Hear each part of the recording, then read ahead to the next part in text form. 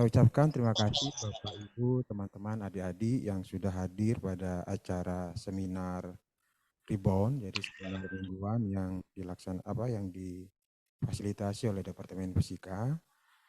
Minggu ini kebetulan yang berbagi adalah dari kelompok bidang keahlian fisika material fungsional. Kebetulan hari ini kita akan berbagi informasi terbaru tentang penelitian, khususnya akan dibagi oleh mahasiswa doktoral Mas Rizky Aflaha. Mas Rizky Aflaha lahir di Tangerang 30 September 99, kemudian menematkan sarjana fisika S1 di Universitas Gadjah Mada di topik yang hampir sama, jadi tentang sensor dengan di bawah bimbingan Prof. Quadriana. Saat ini Mas Rizky Afdala adalah mahasiswa pendidikan magister ya, menuju doktor atau PMDSU. Itu penelitiannya menarik ya. Nanti Saudara Rizky Afdala akan berbagi penelitiannya sekitar 30-40 menit, kemudian kita lanjutkan dengan sesi diskusi ya bersama peserta baik yang luring maupun yang daring. Untuk mempersingkat waktu, monggo silakan Mas Rizky untuk mempresentasikan penelitiannya. Oke, penelitiannya berjudul aplikasi nanofiber sebagai lapisan aktif sensor gas dan membran penyaring atau filtrasi udara. Tes. Ya, Assalamualaikum warahmatullahi wabarakatuh. Selamat pagi semuanya. Mungkin pertama-tama perkenalan dulu ya. Tadi sudah kenalkan. Terima kasih Pak Darwis. Saya ulangi lagi. Saya sekarang sedang pendidikan doktor di Fisika UGM mulai tahun 2022 berarti. Dulu S1 2017. Kemudian lanjut S2 di 2021 dan sekarang sedang studi doktor dimulai dari tahun 2022. Jadi mungkin ada teman-teman mahasiswa umur kita nggak terlalu jauh nih. Angkatan berapa Mas? Nggak terlalu jauh jadi usia kita. Mungkin saya pertama-tama mengucapkan terima kasih dulu ya kepada telah menyelenggarakan seminar Rebon. Jadi dulu banget saya selalu bermimpi kapan kira-kira jadi pembicara seminar Rebon. Dulu banget, karena pembicara keren-keren Pak. Kemudian ketika diminta jadi pembicara sekitar 2 pekan lalu oleh Pak Arifin, saya justru bingung mau ngomongin apa. Jadi akhirnya saya diskusi dengan Prof. Quadriana selaku promotor saya dan akhirnya ada kesimpulan di sana Prof. Quad menyarankan cerita saja tentang penelitian yang sedang, akan, atau yang telah dilakukan. Nah akhirnya akan menyampaikan sedikit materi tentang aplikasi nanofiber sebagai lapisan aktif sensor gas dan membran filtrasi udara. Nah kenapa ada 2 topik ini? Karena tadi sempat disinggung juga oleh Pak Darwis ketika saya S1, penelitian saya tentang sensor gas, lebih tepatnya berbasis QCM, Quartz Crystal Microbalance. Mungkin yang pernah dengar sebelumnya tentang QCM? Belum ada ya teman-teman S1? Karena dulu pas aku S1, QCM ini lumayan dipakai juga untuk penelitian PKM. Nah jadi kita angkatlah menjadi skripsi. Kemudian ketika saya ingin mengajukan ujian komprehensif, jadi mungkin bagi teman-teman S1 kenal sebagai ujian proposal, tapi di fisika nggak ada ya, teman-teman kimia ada ujian proposal, Prof. Quad meminta saya untuk mengganti tema riset ke membran filtrasi udara. Nah jadi kenapa 2 hal ini yang akan saya coba sampaikan dan semoga bisa jadi bahan diskusi untuk kita semua. Nah jadi seperti yang tadi sudah saya sebutkan, kalau saya akan bercerita mengenai perjalanan riset aja hari ini. Jadi kita mulai dengan perjalanan riset yang telah saya lalui. Jadi saya mulai perjalanan riset mulai tahun 2020. Ketika saya penelitian skripsi tentu saja. Tadi kan saya angkatan 2017, kemudian saya menyelesaikan studi di semester 7. Di akhir tahun 2020, tema skripsinya yaitu tentang sensor gas TMA, trimetilamin. Trimetilamin itu gas yang muncul dari pembusukan ikan, kalau misalnya teman-teman kurang familiar. menggunakan QCM tadi, quartz crystal microbalance, dengan lapisan aktif dari menggunakan nanofiber polyvinyl asetat yang kita kompositkan dengan citric acid. Nah, pada saat itu saya dibimbing langsung oleh Mas Aditya Rianjanu. Pada tahun itu Mas Aditya Rianjanu baru banget lulus program doktornya. Jadi mahasiswa PMDSU juga sama seperti saya. Pada saat itu ketika saya datang ke Prof Kuat, saya tuh datang ke Prof Kuat di semester 3 sebenarnya. Rajin. Di semester 3 kemudian saya datang ke Prof Kuat pengen penelitian, Prof Kuat bilang, "Mas, ilmunya belum cukup, balik lagi aja semester depan." Semester 4 saya balik lagi, Pak Kuat bilang hal yang sama, dan akhirnya saya balik lagi semester 5 baru diterima oleh Pak Kuat dan diarahkan langsung ke Mas Adit di Tiarian Janu ini. Dia sudah dosen di ITERA, di teknik material lebih tepatnya. Dan saya sangat bersyukur sekali dikenalkannya oleh Mas Adit, karena pada saat itu lingkungan riset Mas Adit bersama ada Mas Sidik pada saat itu, Mas Trisna juga punya lingkungan riset yang lumayan produktif. Jadi memang setiap penelitiannya orientasinya selalu bagaimana agar hasil riset ini bagus dan bisa publish di jurnal internasional.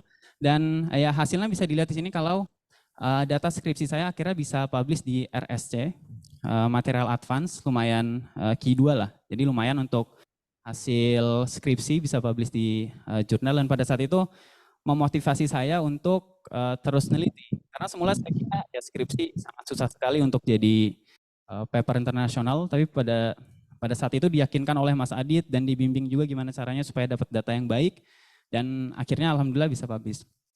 Kemudian di tahun 2021 saya dihubungi oleh Prof. Kuat Riana untuk melanjutkan studi. Prof. Kuat bilang ada kesempatan untuk beasiswa PMD, Mas Aflaha mau diambil atau enggak. Dan pada saat itu saya akhirnya memutuskan untuk melanjutkan studi bersama dengan Prof. Kuat sebagai promotor, dan juga ada Prof. Roto, mungkin pada kenal ya. Sekarang beliau adalah wakil dekan kita di bidang akademik. Jadi Prof. Roto menjadi kopromotor saya, dan juga Mas Aditya Rianjanu dari ITERA juga salah satu kopromotor saya juga. Pada saat itu ketika mengajukan program PMDSU, penelitian yang saya angkat lagi-lagi tentang QCM untuk mendeteksi gas toluen. Nah, jadi di tahun 2021 ini saya mulai S2. Jadi kalau misalkan teman-teman kurang familiar dengan beasiswa PMDSU, dia itu 4 tahun. Dari mulai S2 sampai dengan S3. 1 tahun pertama itu S2 dulu. Jadi semua mata kuliah S2 yang seharusnya ditempuh dalam 1,5 sampai 2 tahun, itu dipadatkan ke 1 tahun pertama. Kalau misalkan IPK-nya ada di bawah syarat, syaratnya itu 3,75 kalau UGM, setiap kampus beda-beda. Kalau misalnya beasiswanya berhenti di S2, tidak lanjut ke S3. Tapi kalau misalkan di atas S3, di atas syarat yang ditentukan, langsung di bypass ke S2. Itu alasan kenapa saya nggak punya gelar S2. Jadi karena langsung di bypass ke S3. Nah, ini topik yang saya angkat. Di tahun 2021 saya sedikit tidak ada publikasi di sana karena hektik sekali, ternyata semua mata kuliah S2 langsung dipadatin di 1 tahun. Jadi saya nggak punya banyak waktu untuk riset karena tadi takut nggak lulus syarat yang ditentukan. Jadi akhirnya fokus ke kuliah aja sehingga tidak banyak publikasi. Nah, di tahun 2022 mulai masuk ke S3, berarti saya lagi-lagi masih meneliti tentang QCM. Pada saat itu kita coba menggunakan nanofiber polyvinyl asetat yang kita doping dengan citric acid untuk mendeteksi gas amonia. Jadi masih keluarga trimetilamin. Bisa publish di RSC juga, RSC analis kalau saya nggak salah, sedikit lupa. Tahun 2022. Nah, di tahun 2023 karena saya sudah mulai aktif S3, jadi mulai bisa produktif untuk melakukan penelitian, dibantu juga dengan teman-teman S1 dan S2 sehingga lumayan banyak publikasi di sana. Dan ini masih semua di bidang sensor. Jadi saya masih berpikir bahwa mungkin disertasi saya akan di bidang sensor juga. Tapi tepat 3 minggu sebelum saya ujian komprehensif, Prof. Kuat minta saya untuk mengganti topik.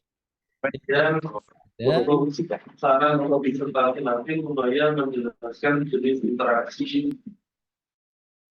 Ya oke, kita lanjutkan. Ada sedikit gangguan. Oke, Prof. Kuat minta saya untuk mengganti topik.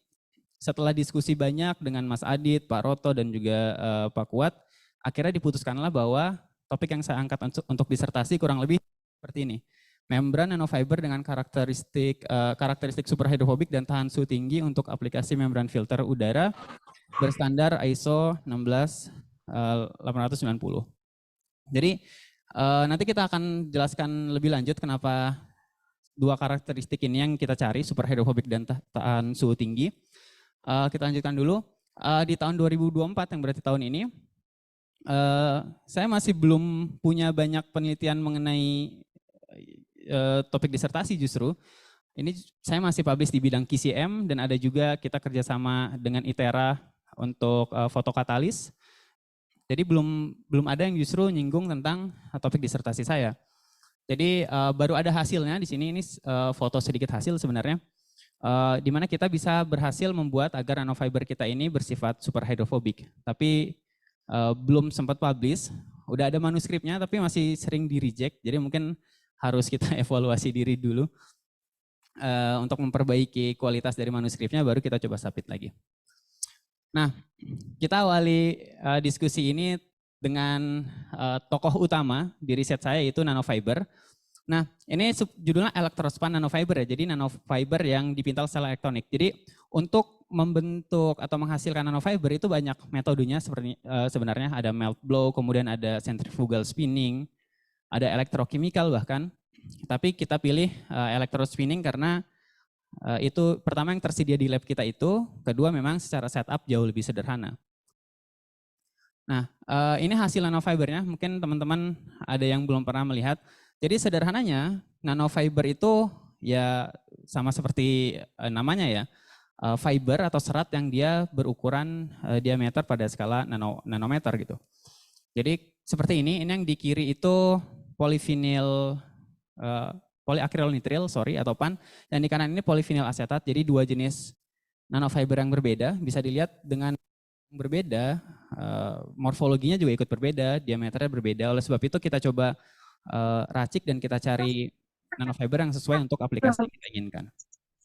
Nah, pertanyaannya kenapa kita pakai nanofiber ini punya kelebihan yang sesuai dengan aplikasi yang kita inginkan. Di sini ada kekuatan mekanik yang cukup tinggi dibandingkan serat lain, kemudian permeabilitas udara yang baik karena dia kan berongga sehingga udara bisa dengan mudah lewat membran nanofiber ini. Kemudian memiliki kemampuan adsorpsi, ini berhubungan dengan kemampuannya sebagai lapisan aktif sensor QCM tadi. Kemudian mudah dimodifikasi karakteristiknya. Jadi seperti yang tadi membran filtrasi udara, kita butuh yang dia super hydrophobic dan juga tahan suhu tinggi. Di sensor gas dia butuh berinteraksi secara kimia dengan molekul gas analit, sehingga mudah dimodifikasi, ini sangat penting sekali. Kemudian juga spesifik surface area yang tinggi, ini berhubungan dengan tadi sensor gas tadi. Kalau misalkan spesifik surface area ini sederhananya adalah luas permukaan yang bisa kita tempati. Dan itu semakin banyak luas permukaannya, maka akan semakin tinggi sensitivitasnya terhadap analit gas. Nah, ini adalah setup-nya. Kalau misalkan teman-teman pernah lihat, ada yang pernah lihat mesin electrospinning sebelumnya? Mungkin teman-teman di Vismatel familiar ya, mesin electrospinning. Jadi kenapa kita pakai mesin electrospinning? Karena kalau misalkan kita tuh punya beberapa kelebihan mesin electrospinning karena setupnya sederhana, kemudian berbiaya rendah juga jika dibandingkan dengan metode yang lain, dan sejauh ini telah terbukti untuk menghasilkan nanofiber sesuai dengan yang kita inginkan. Jadi memang setupnya kenapa sederhana? Karena kalau misalkan teman-teman perhatiin, dia cuma butuh 3 instrumen utama, yaitu high voltage, kemudian kolektornya, dan juga searing pump sebenarnya. Jadi memang sangat sederhana sekali. High voltage tadi untuk membentuk beda potensial sehingga bisa menarik si nanofiber menuju kolektor. Ya, kolektor sebagai tempat terkumpulnya nanofiber perlahan. Nah, menggunakan yang kita sebut searing pump. Jadi cuma komponen sederhana ini aja. Nah, kalau misalnya teman-teman belum pernah lihat, kurang lebih gambarnya seperti ini. Jadi kita punya banyak mesin electrospinning ya. Kenapa saya bilang banyak? Karena mari kita bandingkan dengan LPPT. Setahu saya LPPT cuma punya 1, setahu saya, yang aktif. Kita punya, di atas kita punya 2, di bawah kita punya 4 dan semuanya aktif. Kenapa kita punya banyak? Karena kebutuhannya tinggi. Kalau misalkan ketika saya dulu S1, kebutuhannya sangat sedikit sekali karena hanya untuk melapisi sensor QCM tadi yang mungkin hanya butuh detik sampai dengan menit lah ordernya, nggak terlalu lama, sehingga ya cuma butuh satu ganti-gantian nggak masalah. Nah tapi sekarang aplikasi nanofiber udah luas banget. Untuk membran filtrasi tadi atau membran penyaring tadi kita butuh yang tebal, sehingga butuh berjam-jam. Sebagai gambaran, sekali sintesis biasanya saya itu 5 ml dalam larutan, dan itu butuh seharian waktu kerja, bahkan 2 hari tergantung dengan jenis polimernya. Bayangin kalau misalnya cuma satu, kemudian kita ganti-gantian, ya kapan selesainya riset kita kan. Akhirnya kita pelajari cara kerjanya dan segala macamnya, akhirnya kita bisa fabrikasi sendiri. Kita bisa bikin sendirilah setupnya. Karena tadi cenderung sederhana. Dan kalau dulu shearing pumpnya ini belum otomatis yang kita punya. Kita masih dorong pelan-pelan. Saya S1 tuh masih ngerasain. Kita dorong pelan-pelan. Bayangin kalau seharian kita kayak gitu. Dorong pelan-pelan, dorong lagi. Jadi kita harus nunggu seharian. Nah sekarang udah enak, kita bisa kita program supaya dia bisa bergerak otomatis. Flow rate-nya bisa kita atur sesuai dengan polimer yang kita gunakan. Jadi enak, bisa kita tinggal hidupin. Pagi misalkan, sore tinggal kita cek dia. Nah ini beberapa nanofiber yang pernah kita buat. Jadi beda-beda polimer hasilnya beda-beda juga. Dan ada juga beberapa polimer yang nggak jadi nanofibernya. Seperti PEO itu susah, PEI itu susah, polyethylene imine, polyethylene oxide itu saya sudah coba, sulit sekali. Nah ini juga ada beberapa, sebenarnya ada yang lain juga, ada polyvinyl pyrrolidone dan segala macam. Tapi ini beberapa contoh yang sempat kita gunakan. Beda-beda polimer, beda-beda juga morfologi yang kita dapatkan. Nah, kemudian apa sebenarnya yang mempengaruhi hasil dari nanofiber yang kita dapatkan? Kita bagi menjadi dua sebenarnya parameter penting di metode electrospinning ini, yaitu parameter mesin dan juga parameter dari si larutannya itu sendiri. Nah, parameter mesin ini ada 3, ada tegangan, flow rate, dan jarak tip to kolektor. Jadi sederhananya kita harus mencari titik optimumnya. Kita harus tahu tegangan yang optimumnya berapa, flow rate-nya, jarak tip to kolektornya. Misalkan, kalau misalkan tegangan terlalu kecil dan dia tidak bisa mengimbangi tegangan permukaan dari si larutan polimernya, maka larutannya tidak akan tertarik, tidak akan terbentuk nanofiber. Kalau misalkan terlalu cepat, terlalu tinggi high voltage-nya, nanofibernya akan menuju kolektor dengan terlalu cepat, nanofibernya juga nggak akan bagus. Kemudian flow rate-nya juga sama, kalau misalkan terlalu dikit, nanti produksinya lama, kalau misalkan terlalu cepat nanti akan banyak droplet. Karena tadi polimernya yang jalan terlalu banyak gitu. Nanofibernya jadi nggak bagus karena banyak droplet. Jarak tip to kolektornya juga sama, kalau misalkan terlalu jauh, sehingga dia butuh waktu yang cukup lama untuk sampai kolektor, maka nanti nanofibernya nggak bisa menempel ke kolektor, dia keburu kering. Terlalu dekat juga terlalu basah. Karena kita butuh jarak yang ideal supaya si pelarutnya tadi bisa menguap ketika perjalanan dari ujung tip menuju si kolektornya. Sehingga parameternya harus kita variasikan juga, harus kita cari titik optimumnya. Kalau untuk larutannya sendiri, ada konsentrasi dan viskositas, sebenarnya mereka saling berhubungan. Kita kenal 2 istilah inilah. Kalau misalkan konsentrasinya tinggi, maka viskositasnya akan ikut tinggi juga kan. Akan semakin kental secara kasat mata kita lihatnya. Kalau misalkan konsentrasinya atau viskositasnya terlalu tinggi, tegangan permukaannya sangat tinggi, sehingga kita butuh energi yang lebih tinggi juga nih, kita butuh tegangan yang lebih tinggi juga untuk menariknya. Kalau misalkan terlalu rendah, terlalu encer si larutannya. Kalau misalkan kita kasih tegangan, nanti akan terbentuk yang kita sebut nanofiber dengan beads. Dan itu tidak kita inginkan. Jadi nanofiber tapi ada beberapa manik-maniknya gitu, tidak smooth.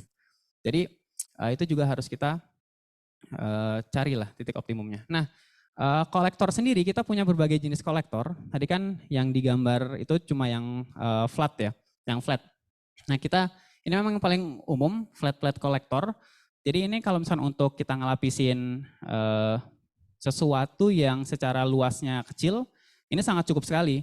Kayak misalnya QCM tadi itu kan luas permukaannya kecil, ini sangat cukup sekali. Nah, kemudian juga kalau misalnya kita mau nanofiber untuk karakterisasi seperti SEM, FTIR dan segala macamnya, biasanya saya menggunakan flat kolektor ini. Dan memang di banyak mesin electrospinning umumnya menggunakan kolektor seperti ini. Nah, tapi kita juga punya, di laboratorium kita juga punya rotating drum collector. Fungsinya untuk apa? Kalau misalnya kita pengen punya nanofiber dengan jumlah yang banyak. Jadi sederhananya drum ini muter nih, muter dengan kecepatan rotasi tertentu, jadi nanti terbentuknya lebih banyak di atas permukaan drum tadi. Jadi luas areanya tidak sekecil yang di plat.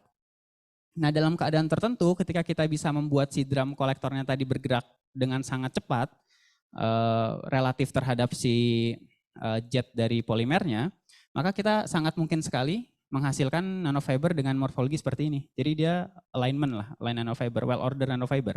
Ini bukan hasil penelitian saya sebenarnya, ini saya cari beberapa jurnal karena kita sempat coba tidak cukup kecepatannya. Kita butuh mungkin motor yang lebih cepat lagi lah. Jadi kita coba nanofibernya tetap random kayak yang tadi sebelumnya kita lihat. Kemudian kita juga bikin ini belum pernah ada sebenarnya, sebelumnya saya cari-cari juga. Akhirnya saya namai circular flat rotating collector. Jadi kenapa kita buat kolektor ini? Karena kita punya kerjasama riset dengan salah satu perusahaan di Jerman, Infineon Technologies. Mereka itu butuh kita untuk melapisi sesuatu, adalah sampel dari mereka dengan luas permukaan yang cukup besar dan bentuknya lingkaran. Sehingga kita buat sendiri nih. Jadi ini dia bisa berotasi, kemudian si ini di x-axis-nya itu bisa kita atur juga. Dan mereka butuhnya kita merata, sehingga kita rotasikan dan di sumbu x-nya kita sesuaikan juga. Karena kalau kita cuma pakai plat kayak gini, itu lebih tebal di bagian tengah. Di pinggir-pinggirnya itu enggak tebal, lebih tipis daripada yang tengahnya. Sehingga kita buat setup sendiri, buat kolektor sendiri yang cukup untuk memenuhi permintaan dari perusahaan ini. Nah, sekarang kita masuk ke sensor gas berbasis QCM. Kalau misalkan teman-teman belum pernah lihat, kurang lebih bentukannya kayak gini, tapi kecil banget ya, mungkin diameter berapa senti lah, kecil banget lah. Nah, sederhananya dia itu quartz kristal atau kristal dari bahan kuarsa yang di atas permukaannya ada elektroda emas. Nah, dia bekerja seperti kita tahu ya, kan kuarsa kan dia piezoelektrik, jadi dia menggunakan prinsip kerja piezoelektrik sebenarnya. Ketika ada tekanan di atas permukaannya, maka akan muncul sinyal elektrik. Nah, frekuensi resonansi ini, kenapa kita pakai si QCM ini sebagai sensor gas? Karena frekuensi resonansinya itu bergantung terhadap penambahan massa di permukaannya. Jadi gambarannya ketika si sensor QCM tadi kita expose dengan gas tertentu, molekul gasnya akan menempel di atas permukaan si QCM-nya. Nah, ada penambahan massa kan? Penambahan massa tadi yang menyebabkan terjadinya penurunan frekuensi resonansi dari si QCM. Nah, penurunan frekuensi itulah yang kita tangkap sebagai respons dari sensor. Nah, kenapa kita pakai QCM? Karena ada beberapa kelebihan. Salah satunya ya tadi dia bisa mendeteksi perubahan massa bahkan pada skala nanogram. Kemudian dibandingkan metode deteksi lain, biayanya cenderung rendah. Kemudian responsnya cepat juga dalam order detik, dan karena bentuknya kecil ya dia lebih portable dibandingkan metode deteksi lain, misalkan menggunakan GCMS yang skalanya masih laboratorium. Nah, kurang lebih gambaran responsnya seperti ini. Jadi ini frekuensi resonansi ketika dia ada massa. Ini sebenarnya video ya, bisa teman-teman buka kalau misalkan itu, atau searching aja di YouTube lah, OpenQCM, nanti akan ada videonya. Jadi ketika ada penambahan massa, dia ada penurunan frekuensi resonansi di sini. Kalau nggak diekspos lagi, dia akan steady lagi. Ketika ada penambahan massa, dia turun lagi. Nah, penurunan inilah yang kita tangkap sebagai respons dari sensor kita.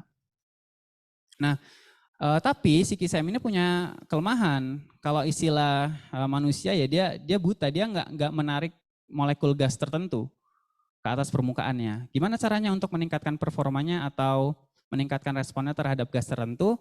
Ya kita modifikasi permukaannya.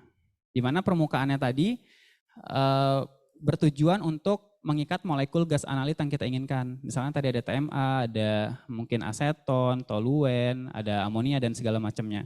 Kita modifikasilah permukaannya. Ada banyak juga riset-riset di luar yang menggunakan dari metal oxide, grafin, atau thin film polimer. Tapi kita di sini banyak menggunakan nanofiber. Kenapa? Karena nanofiber ya tadi kelebihannya punya spesifik surface area yang tinggi, sehingga cenderung lebih sensitif dibandingkan dengan thin film. Kita juga punya banyak penelitian yang hasilnya menunjukkan hal tersebut. Kita bandingkan yang nanofiber dengan yang thin film. Dan terlihat bahwa yang nanofiber punya respons yang lebih tinggi. Nah, ini setup yang kita punya. Jadi sebenarnya OpenQCM, sumber kita beli QCM tadi itu, mereka tuh punya setup sendiri, tapi biayanya mahal. udah memahal, kemudian chamber dia itu hanya muat untuk satu sensor. Jadi harganya tinggi, tapi kita nggak bisa fabrikasi atau pengujian dalam waktu yang bersamaan untuk banyak sensor, hanya satu. Kan repot ya. Sehingga dulu pas saya S1 itu ada senior kami namanya Mas Trisna Yulian, ahli di bidang instrumen, akhirnya dibuatlah chambernya sendiri. Kita buat chamber yang di dalam chamber itu muat 4 sensor. Bahkan di tahun 2022 ketika saya S3 kerjasama dengan NanoSense, kita buat yang dia muat 6 sensor sekaligus. Jadi kita bisa pengujian dengan jumlah sensor yang banyak. Kemudian datanya kita record dengan personal komputer ya. Kurang lebih setupnya seperti ini. Jadi si analitnya kita injeksikan dengan microliter searing. Jadi sumber analitnya biasa kita pakai larutan. Kalau misalkan sumber analitnya aslinya adalah gas seperti CO2 dan freon yang sekarang sedang dilakukan, ya kita bangun setup sendiri yang sistemnya flow. Jadi kita alirkan ke dalam si chambernya. Nah, ini saya sedikit cerita tentang hasil yang sempat kami dapatkan. Ini sudah publish juga. Jadi kurang lebih hasilnya seperti ini. Ketika si QCM tadi kita menggunakan nanofiber yang dilapisi dengan maltodextrin di sini untuk mendeteksi gas trimetilamin. Hasilnya kurang lebih seperti ini. Jadi ketika kita, jadi yang hitam ini itu yang tanpa maltodextrin, yang tanpa doping material. Terlihat kalau secara respons dia tidak lebih tinggi dibandingkan dengan yang dengan doping material. Nah, ini adalah respons dinamis yang kita dapatkan. Dan di sini terlihat juga ketika kita tambahkan konsentrasinya, dia juga responnya bertambah juga, yang menunjukkan bahwa oh berarti dia linear. Dibuktikan dengan ketika kita fitting linearitasnya, terlihat bahwa R squared-nya nilainya di atas 0,99, yang berarti dia linearitas cukup bagus. Nah, tadi kan saya sempat bilang juga kalau QCM ini dia secara respon cepat. Ini kalau kita lihat dari satu siklus, itu responsnya masih di orde detik lah, masih di bawah 200-an detik untuk respons dan juga recovery-nya, sehingga cepat. Nah, kemudian karakter apa lagi dari sensor yang harus kita dapatkan? Bukan cuma respon, kalau respon mungkin kita bisa dapatkan dengan mudah, tapi dia repeatable atau tidak. Ketika kita ulangi responsnya balik lagi atau enggak. Nah, makanya kita uji juga repeatabilitasnya. Kemudian kita uji juga gimana pengaruhnya terhadap kelembaban dan suhu, sehingga kita uji juga. Dan ini juga ada pengaruh suhu dan juga kelembaban. Jadi memang tantangan kita gimana caranya menghasilkan respons yang bukan cuma dia bagus di suhu dan temperatur, suhu dan kelembaban ruang, tapi ketika suhunya ekstrim turun atau kelembaban ekstrim naik dan segala macamnya, dia juga punya respons yang sama. Dan sampai dengan saat ini emang kita masih belum mampu untuk menghasilkan tersebut ya, masih kita coba upayakan. Kemudian apalagi selain repeatabilitas, reproduksibilitas, gimana kalau misalnya sensornya kita buat lagi dengan cara yang sama, parameter yang sama, hasilnya bagus juga enggak, sama atau enggak. Nah, ini terbukti juga ketika kita bikin lagi, responsnya ya sama dengan yang ketika pertama kali kita fabrikasi. Bukan cuma reproduksibilitas, kita juga uji terhadap analit lain, kira-kira dia punya selektivitas yang baik atau tidak. Kita uji ke berbagai analit, bisa dilihat di sini bahwa ya dia lumayan selektif karena respon terhadap analit lain tidak tinggi, tidak seperti ketika kita mendeteksikan ke analit utama yang kita inginkan. Nah, ini stabilitasnya juga, selain parameter-parameter tadi, karakteristik tadi, stabilitas juga sangat penting. Karena untuk penggunaan jangka panjang, harapannya sensor kita ini bisa tetap punya performa yang sama. Sehingga kita coba uji, gimana nih kalau misalkan kita uji dalam waktu yang cukup lama, apakah responnya sama juga. Nah, ini juga ada penelitian lain, kalau ini untuk yang amonia. Jadi kurang lebih responnya sama. Di sini kita variasikan konsentrasi si dopingnya, bukan cuma satu. Kalau tadi kan kita cuma satu, ini kita variasikan untuk mengetahui bagaimana pengaruh konsentrasi si doping tadi, doping material tadi terhadap responsnya. Dan kita lihat kalau semakin banyak si doping materialnya, maka responnya akan semakin tinggi, sensitivitasnya akan semakin tinggi. Kalau untuk uji-uji yang lain ini mirip-mirip lah. Ini ada repeatabilitasnya, kemudian kita juga tinjau untuk response and recovery time-nya. Bisa dilihat juga ini ordernya puluhan detik bahkan. Kalau yang sebelumnya kan ratusan detik. Kalau yang sekarang dia berhasil puluhan detik. Kemudian reversibilitasnya gimana? Ketika kita ujikan dia secara berulang, misalnya kita expose, kemudian expose gas analit, kemudian kita bersihin pakai nitrogen atau fresh air, kemudian kita injeksikan lagi, responnya sama atau enggak. Nah itu juga kita investigasi lah. Dan terlihat bahwa untuk sensor yang kita hasilkan ini dia punya reversibilitas yang cukup baik. Ketika kita flush ke si chambernya kita flush atau kita masukkan fresh air, dia kembali ke titik awalnya. Ketika kita injeksi lagi ya dia responnya hampir sama dengan respon yang pertama kali. Kemudian ini juga ya hampir sama lah. Dan ini yang tadi saya bilang, kenapa kita pakai nanofiber? Karena dia punya struktur yang istilahnya menguntungkan untuk meningkatkan respon sensor, dan di penelitian ini kita bandingkan kalau misalkan kita pakai basis nanofiber gimana, kalau misalkan cuma thin film kayak gimana, dan terlihat bahwa yang thin film ini dia responnya tidak lebih tinggi daripada yang nanofiber. Nah kenapa? Karena kalau misalkan thin film, permukaan yang bisa ditempel, yang bisa dihinggapi oleh molekul gas analit ya di permukaan itu aja. Sedangkan kalau misalkan di nanofiber, strukturnya kan bertingkat. Lebih banyak area yang bisa ditempeli oleh atau dihinggapi oleh si molekul gas analit tadi, sehingga responsnya lebih tinggi ketika di-expose dengan konsentrasi yang sama. Nah ini juga hasilnya sama kayak tadi, ini ada selektivitas dan juga stabilitas. Nah kemudian kita masuk ke membran filtrasi udara yang akhirnya akan menjadi topik disertasi saya dan akan saya coba teliti dari tahun ini sampai dengan tahun depan. Kenapa kita angkat topik tersebut? Nah karena kan sekarang kan pertumbuhan ekonomi dan industri pesat banget ya. Sehingga akan banyak sekali pabrik dan segala macamnya yang emisinya menghasilkan particulate matter. Dan itu setelah saya coba baca, ternyata memang sangat berbahaya. Sebagai perbandingan seperti ini ada rambut manusia, kemudian ukuran tuh kecil sekali, jadi memang tidak terlihat. Jadi PM itu bertingkat ya, ada PM 10 yang berarti ukurannya di bawah 10 mikron, ada PM 0, ada PM 5 mikron ke bawah, 2,5 mikron ke bawah, sampai dengan PM 1 yang ukurannya 1 mikron ke bawah. Nah memang sangat kecil sekali, kita nggak bisa lihat. Padahal mungkin di udara sekitar kita juga banyak sekali bertebaran particulate matter.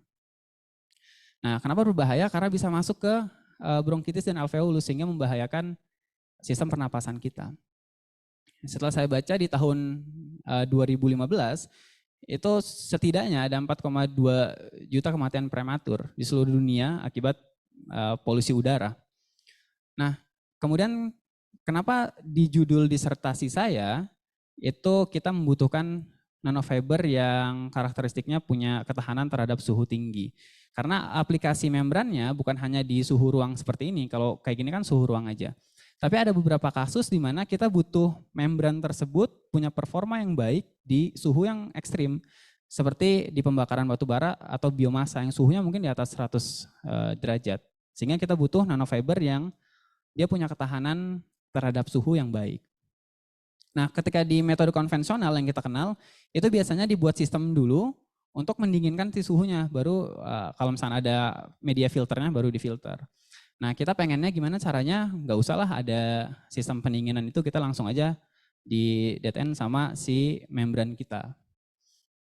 Nah sebenarnya ada juga metode yang udah ada, namanya metode siklon, di beberapa industri ada. Jadi siklon ini dia menggunakan gaya sentrifugal, jadi si particulate matternya itu diputerin, kemudian nanti akan menempel di permukaannya. Nah tapi itu ternyata hanya efektif untuk particulate matter dengan ukuran yang besar, di atas 10 mikron. Sehingga untuk di bawah 10 mikron masih kurang efektif. Kemudian ada juga filter bag, kita kenal juga, tapi masih punya beberapa kekurangan juga. Salah satunya karena filter bag ini tebal, jadi dia punya pressure drop yang lumayan tinggi. Nah, banyak material yang sudah digunakan lah, bukan cuma polimer nanofiber yang tadi kita pakai, ada juga asbes, melt blow, glass fiber, dan keramik juga. Di penelitian ini kita pakai nanofiber. Kenapa? Karena tadi diameternya kecil. Kalau misalkan diameter kecil, maka porositasnya kecil sehingga dia bisa dengan mudah menangkap particulate matter dengan ukuran yang kecil. Kalau misalkan particulate matternya lebih besar ukurannya daripada rongga kan bisa ditangkap tuh oleh si media filternya. Kemudian hydrophobic juga. Nah ini mungkin banyak pertanyaan kenapa dia butuh hydrophobic. Jadi hydrophobic kan definisi sederhananya dia tahan air ya, dia tidak suka air lah. Kenapa kita butuh membran ini hydrophobic?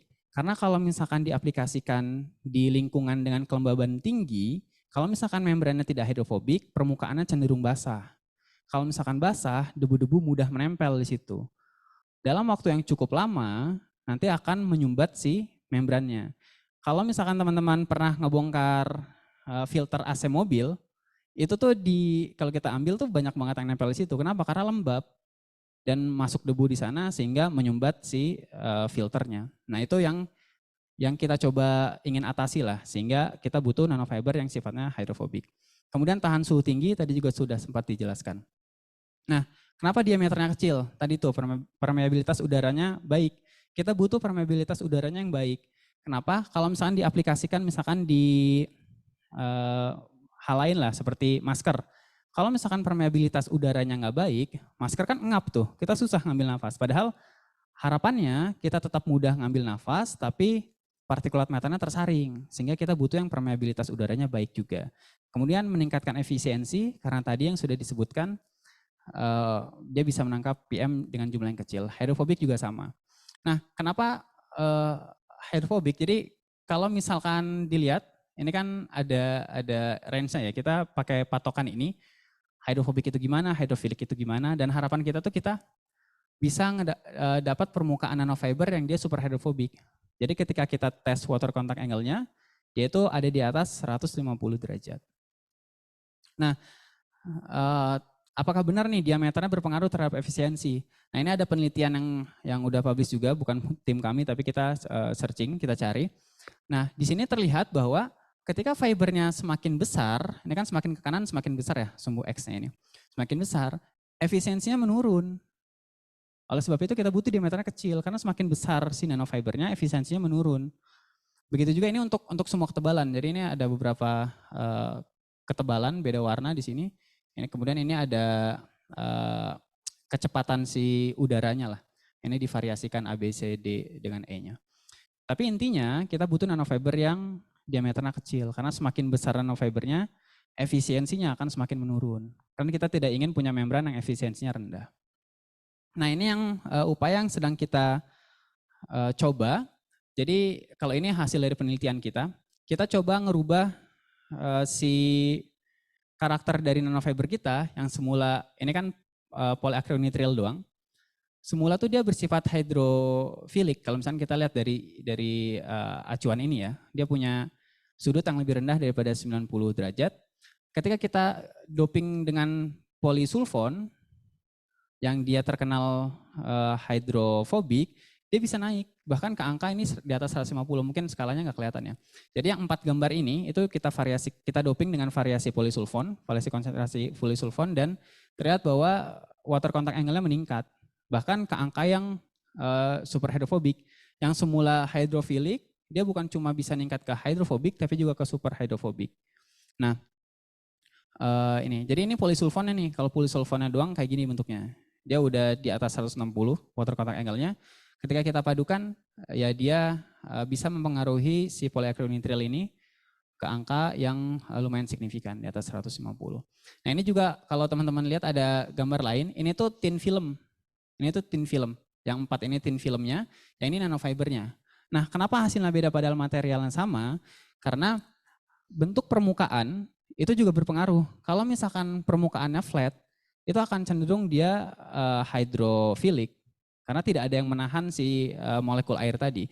Beda dengan yang ini nanostructures, kemudian ada macrostructures, kemudian ada juga ketika dia bukan cuma strukturnya mikro, tapi juga ada jarum-jarumnya gitu. Nah, semakin itu semakin baik si water contact angle-nya. Oleh sebab itu kenapa struktur nanofiber ini kita minati lah dibandingkan dengan thin film atau struktur lainnya. Kemudian kalau misalkan tadi kemudian muncul pertanyaan dari yang sebelumnya, kalau misalkan polisulfon saja sudah super hidrofobik, kenapa kita nggak pakai polisulfon aja nih? Kenapa kita harus paduin ke polyacrylonitrile? Jawabannya karena polyacrylonitrile itu punya diameter yang lebih kecil. Jadi kalau misalkan dilihat dari sini, mungkin ada ini. Nah, yang di kanan ini itu diameter nanofiber polisulfon. Cukup tinggi, ordernya ada di mikrometer. Nah, kemudian kita kompositkan ke nanofiber. Harapannya kita dapat in between-nya lah. Kita dapat diameter kecil dari polyacrylonitrilnya, di sisi lain kita juga tetap dapat super hydrophobic dari polysulfonnya, dan itu yang berhasil kita dapatkan. Kalau misalnya kita lihat dari diameter nanofibernya, dari diameter polyacrylonitril yang di doping dengan polysulfon punya diameter yang hampir sama dengan nanofiber polyacrylonitril itu sendiri, dengan karakteristik yang sudah seperti polysulfon, dia punya super hydrophobicitas. Nah, kemudian parameter penting apa sih di filtrasi udara itu? Karena kan tadi kan kita bicara kita buat dan segala macam, sebenarnya apa yang ingin kita cari? Secara umum, kita beranggapan bahwa parameternya hanya efisiensi aja. Padahal bukan cuma itu. Tadi sempat disinggung juga, efisiensi itu penting, tapi kita butuh tinjau juga pressure drop-nya. Karena kalau misalnya pressure drop-nya tinggi, nanofibernya itu bisa dengan mudah jebol karena ada perbedaan tekanan di sana yang akhirnya memaksa si udara untuk menerobos si nanofiber dengan tekanan cukup tinggi sehingga bisa menjebol si nanofibernya, bisa rusak nanofibernya. Atau aplikasi dalam masker tadi bisa ngap. Jadi ada parameter penting, tadi efisiensi kalau secara persamaan seperti ini, ada juga pressure drop. Sederhananya pressure drop itu perbedaan tekanan sebelum dan sesudah melewati media filter. Nah, karena kita butuh dua-duanya, akhirnya dihadirkanlah satu faktor baru yang kita sebut akhirnya quality factor. Yang dia memadukan antara si efisiensi dan juga pressure drop-nya. Jadi bukan hanya efisiensi juga, tapi pressure drop-nya juga harus kita pertimbangkan. Sehingga quality factor-nya juga harus baik. Yang dimana quality factor itu perpaduan antara si efisiensi dan juga si pressure drop. Nah ini ada penelitian, tadi Mbak Dina mana, nggak ada ya Mbak Dinanya. Ini sebenarnya penelitiannya Mbak Dina, penelitian tesisnya Mbak Dina yang akhirnya kita coba tulis manuskripnya dan belum lama publish di Green Sus Matter. Itu kita masih menggunakan setup yang lama. Ini setupnya masih lama banget.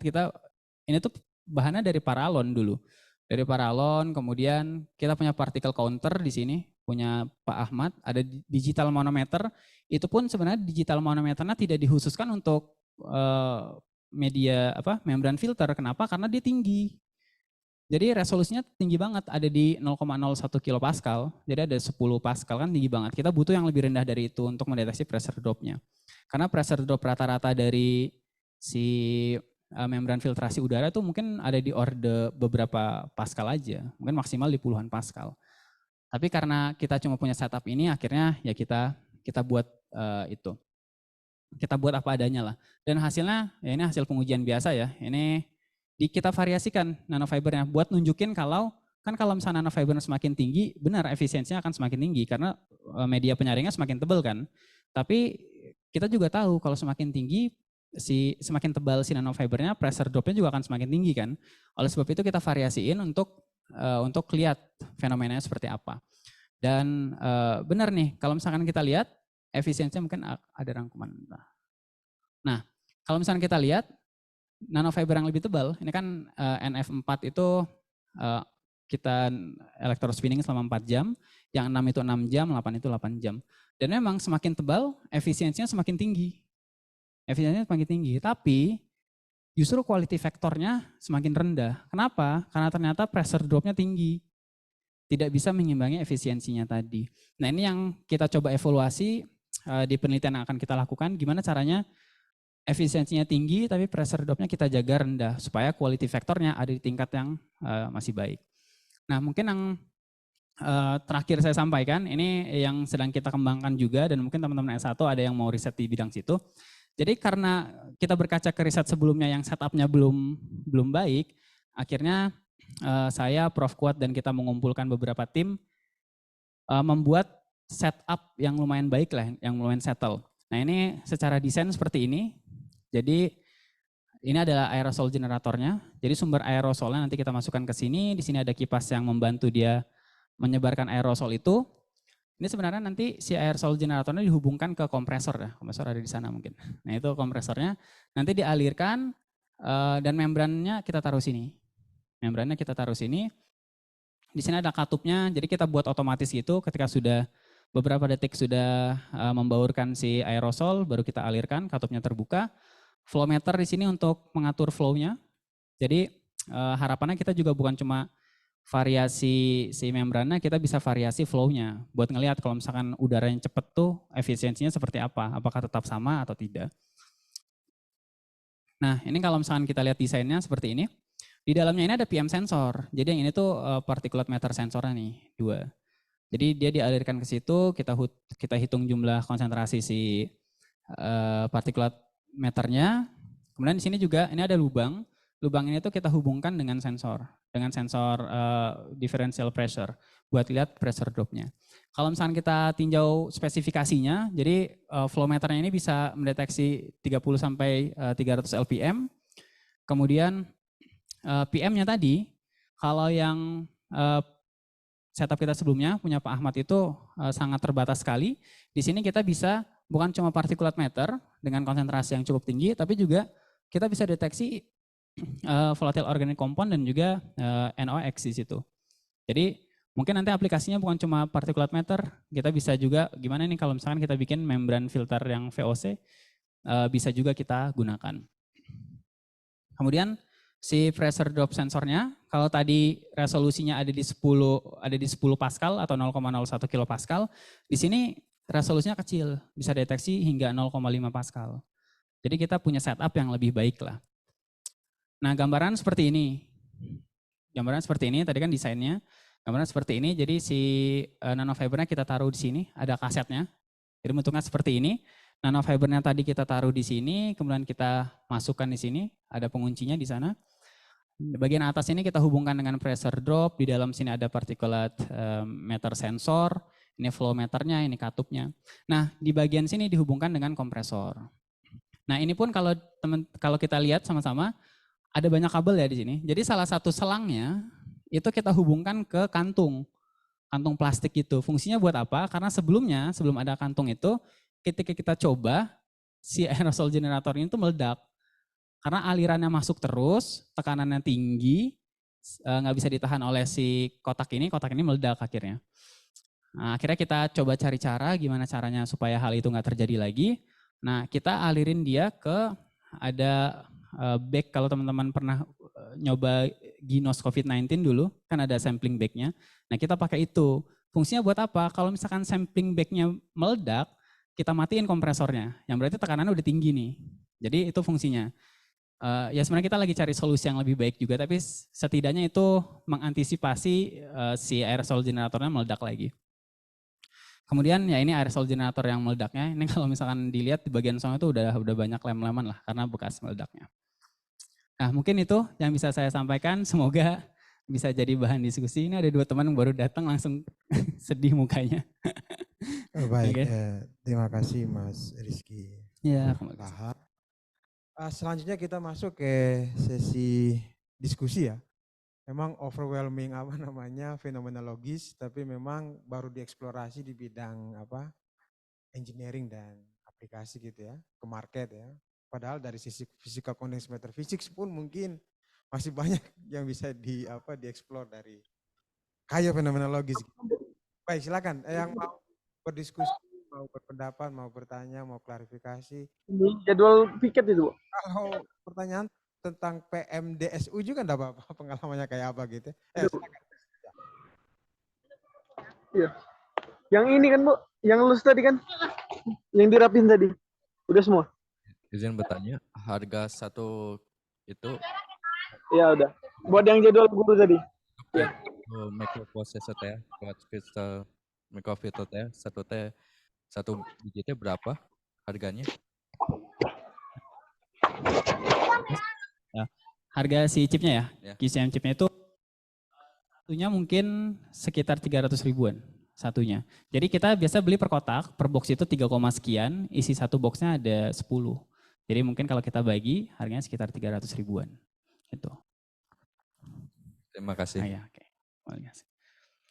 Dan kalau mau riset di bidang QCM kita punya banyak, jadi nggak harus mikirin biaya lah.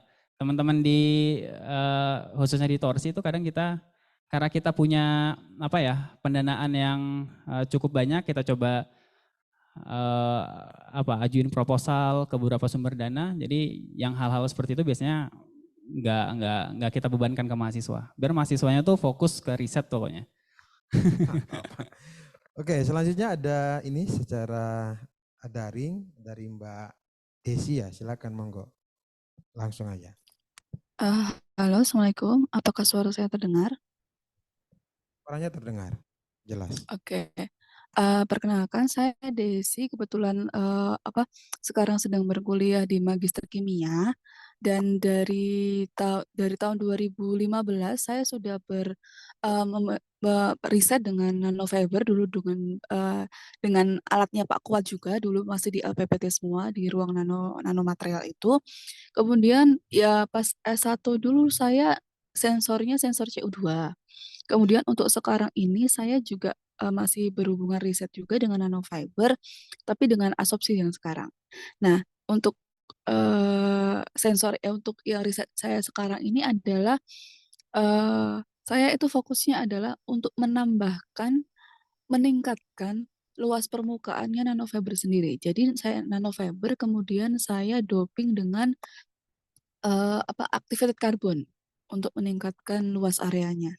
Nah, yang saya ingin tanyakan apakah memungkinkan jika eh, apa nanofiber yang saya dopingkan dengan activated carbon itu digunakan untuk sebagai QCM begitu. Oke, terima kasih Mbak Desi atas pertanyaannya. Jadi intinya kan apakah bisa atau memungkinkan material yang Mbak Desi hasilkan diaplikasikan di QCM? Bisa Mbak, sangat mungkin sekali dengan beberapa syarat ya. Jadi tadi mungkin nggak sempat disinggung, QCM sendiri itu dia bekerja dengan prinsip Sauerbrei. Jadi ada persamaan Sauerbrei di sana yang membatasi QCM. Dan salah satu syaratnya yaitu massa yang kita deposisikan di atas permukaan QCM itu tidak lebih dari 2% frekuensi resonansi dari QCM-nya. Nah, frekuensi resonansi kita kan sekitar 10 MHz QCM yang kita punya. Meskipun ada di pasaran ada banyak lah, ada yang 5 MHz dan segala macamnya. Cuma yang tersedia di laboratorium kita itu 10 MHz, sehingga 2%-nya tinggal kita hitung tuh berapa. Nah, harapannya material yang kita deposisikan di atas permukaan QCM itu tidak lebih dari itu. Nah, kenapa? Karena ketika massanya terlalu banyak yang kita deposisikan di atas permukaan nanofiber, itu semakin sulit bagi kita menjaga stabilitas responsnya. Selain itu, waktu responnya juga jadi sangat lama. Oleh sebab itu, kita batasi masanya. Kalau bisa masanya di bawah 2% dari frekuensi resonansinya. Kemudian yang kedua, kita juga harus tinjau karena kan Mbak Desi kebetulan dari kimia ya, kayaknya jauh lebih paham daripada saya mengenai interaksi yang mungkin terjadi antara gas dengan permukaannya. Kalau misalkan setelah dipelajari ternyata permukaan atau material yang Mbak hasilkan itu bisa berinteraksi dengan baik dengan gas yang Mbak tuju, misalkan tadi sempat disinggung CO2 atau segala macamnya. Nah itu ya bisa. Asal tadi dia secara kimia bisa berinteraksi, kemudian secara massa juga tidak terlalu berat. Seperti itu mungkin Mbak Desi. Oke, satu lagi setelah material misalnya materialnya tidak ada masalah gitu kan. Berarti nanti untuk yang sensor ini yang divariasikan itu lebih ke variasi polutannya ya. Maksudnya misalnya flow-nya berapa dan sebagainya itu ya. Kalau untuk materialnya kalau misalnya materialnya sudah sesuai gitu. Apa aja yang variasi yang harus dilakukan untuk uji sensor ini gitu. Oh iya, baik. Sangat banyak Mbak variasinya. Bisa kita tinjau semua tuh dari mulai variasi massa yang kita deposisikan. Tadi misalkan sudah sesuai, kan bisa kita variasiin tuh. Misalkan kalau misalkan Mbak menggunakan metode electrospinning, waktu electrospinningnya kita variasikan, kemudian kita tinjau. Kemudian juga tadi kalau misalkan Mbak doping dengan karbon aktif ya, kalau saya nggak salah. Tadi juga konsentrasi karbon aktifnya bisa divariasikan juga. Kemudian tadi juga Mbak sempat singgung kayak konsentrasi polutannya juga bisa kita variasikan. Jadi mungkin itu beberapa yang bisa diambil datanya. Dan sebenarnya masih banyak lagi kalau misalkan kita mau explore di situ ya Mbak. Baik. Dan apakah memungkinkan juga kalau untuk mahasiswa kimia itu untuk ke fisika gitu, penelitian di fisika? Oh sangat mungkin kan Mbak. Sekarang tuh lagi ada 2 mahasiswa S1 yang riset QCM juga di Lab Vismantel.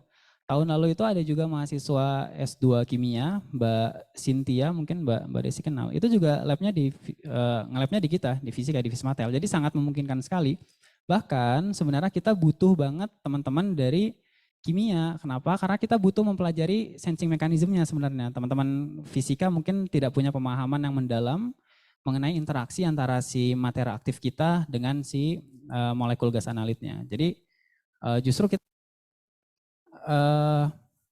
kopromotor saya itu Prof. Roto dari kimia justru, karena saya banyak berdiskusi tentang beliau mengenai mekanisme yang terjadi antara si permukaan aktifnya dengan molekul gas analitnya. Itu mungkin Mbak Desi, jadi sangat mungkin banget kalau misalnya mau nge-lab di sini. Baik, terima kasih. Mungkin dalam 2-3 bulan ke depan saya akan menghubungi dan bertemu dengan Mas Aflaha. Oh Terima iya, kasih. baik Mbak Desi. Oke, baik. Selanjutnya dari yang hadir di ruangan ini mungkin ada yang mau. Silakan Pak.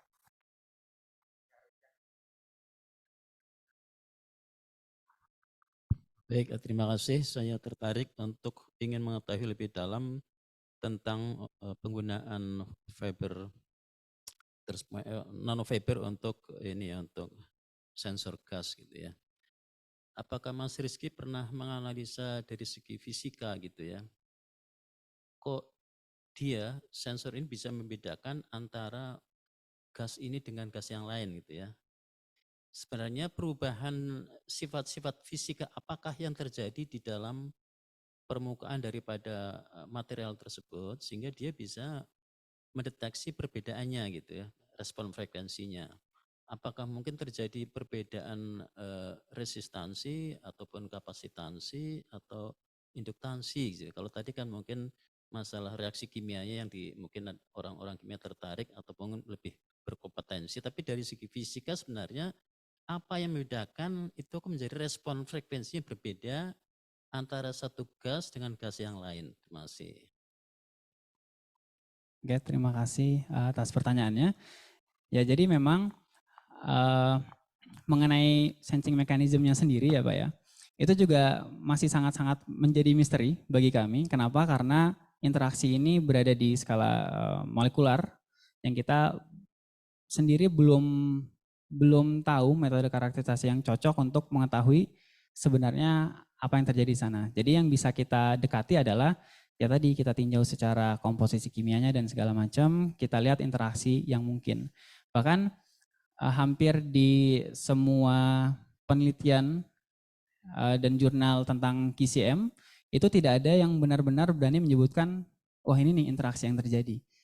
Hanya menyebutkan ini interaksi yang kami usulkan, propose sensing mechanism, karena dia ada di skala molekular, itu sangat sulit sekali kita mantaunya. Dulu sempat ada upaya kayak oh coba nih yang diekspos dengan si gas, setelah itu kita uji misalkan kayak FTIR, berubah nggak nih komposisi kimianya? Ternyata nggak bisa juga, karena di proses perjalanannya mungkin nguap juga tuh si analitnya, karena mudah sekali. Nah kalau misalkan ditanya fenomena fisikanya sendiri, satu-satunya yang pernah kita coba adalah kita coba cari keluarga analit yang dia berasal dari keluarga yang sama, analit dari keluarga yang sama seperti amin misalkan. Kemudian kita tinjau dari vapor pressure-nya, karena vapor pressure-nya kan beda-beda. Nah itu memang ada dampaknya, tapi kita juga belum pasti karena oke lah vapor pressure-nya berbeda yang menyebabkan adanya perbedaan respons. Tapi kan massa molekul dari si gas itu juga beda. Bisa jadi karena efek itu, meskipun kita pakai analit yang sama. Nah itu juga masih coba kita cari dan mungkin pertanyaan dari Bapak bisa jadi saran yang baik untuk kami ya. Itu nanti bisa kita teliti lagi lah. Jadi kedepannya mungkin akan sangat menarik kalau misalkan kita bisa juga nguji fisisnya. Mungkin itu Bapak. Menarik sekali itu. Maaf. Kalau di metal oxide mungkin sedikit established Pak teorinya. Bisa pakai point defect atau iya beberapa model reaksi kimianya. Betul, Tapi betul. untuk tadi piezoelektrik itu memang masih sulit. Iya, belum ada. Iya betul. Makanya sensor metal oxide kan sekarang udah established ya. Kayak Iya, misalkan iya. Ginos kan pakai metal oxide segala macam karena Iya. memang sudah robust lah secara sistem Iya. dan segala macamnya. Betul. Kalau kita masih banyak explore. Iya. Sebenarnya itu tantangan ya untuk saya nggak membayangkan mungkin Pak Adim dan teman-temannya yang dari segi DFT bisa mengeksplorasi mungkin. Kenapa kalau di doping ini dia menjadi lebih sensitif terhadap tertentu gitu. Khususnya. Silakan. Kalau ada yang lain di Maaf, ini belum ada ya yang maaf, ingin menambahkan boleh? silakan dari Iya, tadi kan sempat disinggung untuk apa namanya dari segi kimianya ya. Eh, karena mungkin polutannya itu udara, jadi memang untuk FTIR mungkin agak susah karena memang langsung menguap. Tapi yang mungkin bisa digunakan adalah XPS. Nah, kebetulan Indonesia sudah punya XPS itu ada di BRIN. Kemarin saya sudah mencoba untuk XPS-nya dan hasilnya lumayan bagus. Jadi untuk karakterisasi mungkin bisa dicoba untuk XPS-nya untuk menentukan apa namanya interaksinya gitu. Terima kasih. Ya, terima kasih Mbak Desi. Nanti bisa kita coba itu berarti pakai XPS. ya kita sebenarnya waktu masih lama ya sampai jam 12. Jadi silakan apapun untuk menambah. Oh, ada dari Luring, silakan ini. Aduh, namanya kurang jelas apa enggak nama belakangnya aja. Mungkin kalau pria Mas Musa ya. Silakan. Baik, terima kasih atas kesempatannya. Apakah suara saya terdengar dengan jelas? Sudah terdengar dengan jelas, silakan Mas. Bisa disampaikan. Baik, terima kasih. Perkenalkan, nama saya Wawan Musa dari mahasiswa S1 Fisika UIN Makassar.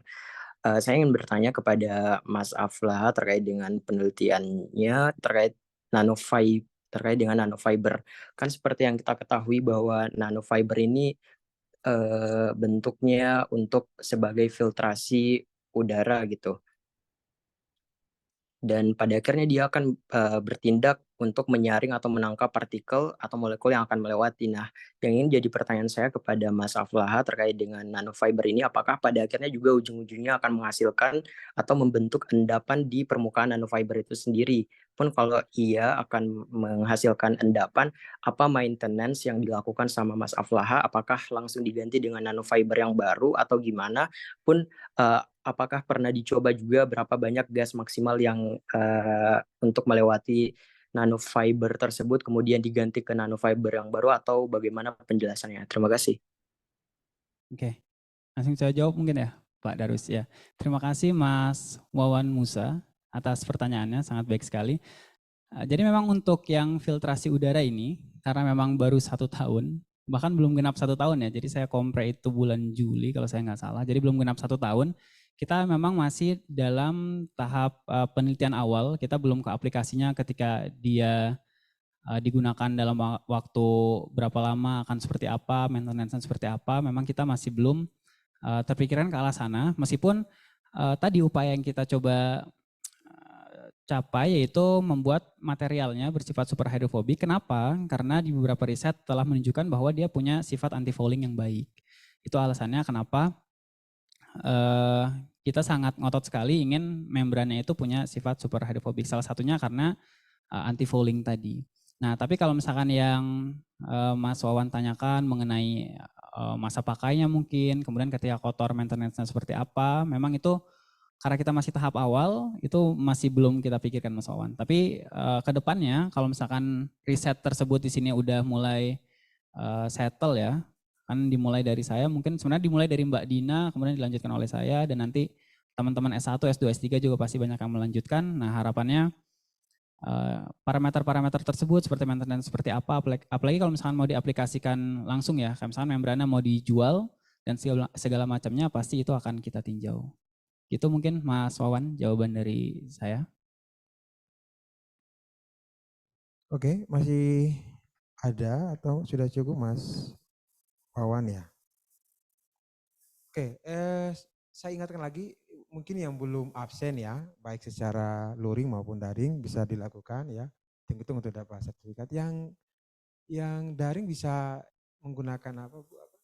Semester menggunakan barcode. Posisinya di belakang. Mana masih ada yang lain dari ruangan ini? Semangat pokoknya ya.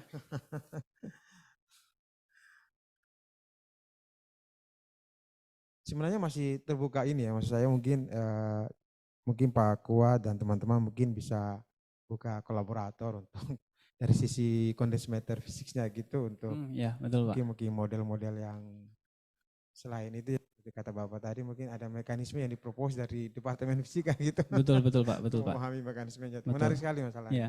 Termasuk tadi yang di superhydrophobisitas juga akhirnya kita coba cari kolega yang beliau itu ahli di bidang teori dan simulasi. Jadi akhirnya kita cari kita cari juga lah untuk mendukung bukan cuma fenomenanya aja. Karena kan di laboratorium kita kadang kita modifikasi, kita lihat fenomenanya seperti itu, tapi alasan dibaliknya secara teori seperti apa kan kita juga butuh penunjang. Karena tadi saya katakan kaya sekali fenomenologisnya gitu.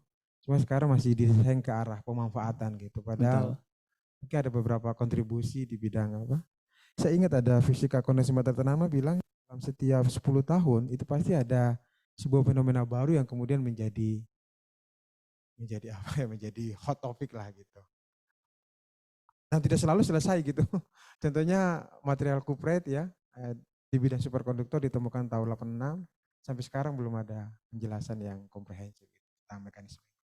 Jadi sama ini juga mungkin jangka panjang akan menjadi tantangan baru gitu untuk kondensasi matter physics. Lain lagi, kalau tidak ada ya, berarti untuk seminar rebound hari ini kita tutup ya dengan pertama-tama kita memberi aplaus dulu untuk Mas Aflala ya. Oke, saya kira saya tutup ternyata masih ada. Kok ragu-ragu dari tadi? Izin tanya, kalau kita menggunakan alat itu yang terpenting adalah kalibrasi gitu kayaknya. Kalau QCM itu sendiri gimana itu proses kalibrasinya? Tes. Nah, mic-nya aja udah mau udahan nih. Ya jadi proses kalibrasinya ini sering banget ditanya. Di beberapa conference yang kita datengin juga sering banget ditanya. Proses kalibrasinya seperti apa? Jadi QCM sendiri itu punya frekuensi resonansi yang ditetapkan oleh si produsennya, yaitu ada banyak tadi sudah sempat disinggung, ada yang 5 MHz, 10 MHz dan segala macamnya. Nah, itulah yang kita jadikan acuan. Oleh sebab itu si elektroda di QCM ini kita hubungkan ke osilator dan frekuensi counter. Nah, itu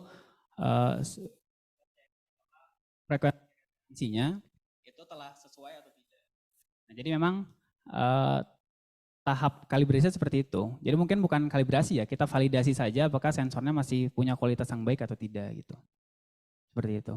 Jadi kan kalau kalibrasi kan kita mungkin punya alat yang baru, kita kalibrasi dengan alat yang udah ada ya, seperti itu. Tapi kalau QCM sendiri dari produsernya karena dia menggunakan kristal kuarsa yang punya frekuensi resonansi tertentu, jadi itu yang kita jadikan acuan. Seperti itu mungkin Mas Agassi. Oke, terakhir mungkin masih ada lagi? Kalau enggak betul-betul saya tutup ya. Oke, kalau sudah tidak ada, baik yang luring maupun yang daring, terima kasih atas kehadirannya. Mudah-mudahan kita bisa ketemu di yang lain di seminar rebound. Saya akhiri dengan wassalamualaikum warahmatullahi wabarakatuh. Selamat siang, salam sejahtera.